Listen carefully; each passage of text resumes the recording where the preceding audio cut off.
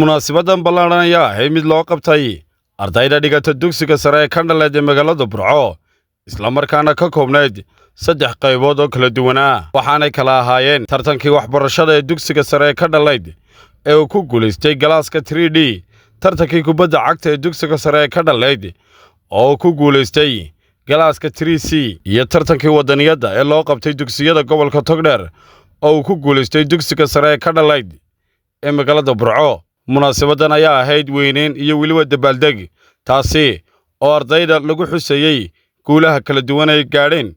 ardaydan ayaa si weyn loogu maamusay guulaha iyo magaca u soo hooyeen dugsiga Kandhaleed ardaydan ayaa la guddoonsiiyay abaalmarino kala duwan kuwaasi oo iskugu jiray shahaado sharafyo bilado koobab iyo waliba waxyaabo kale maamulka dugsiga sare ee Kandhaleed ee magaalada Burco ayaa ah mid mar walba dhinacyada kala duwan ka dhisa ardayda dhigata dugsigaasi si joogtaan ugu qabta tartano kala duwan oo noocan oo kala Cabdirasaaq Cabdullaahi Sheekhadan Koronto Media magaalada Burco.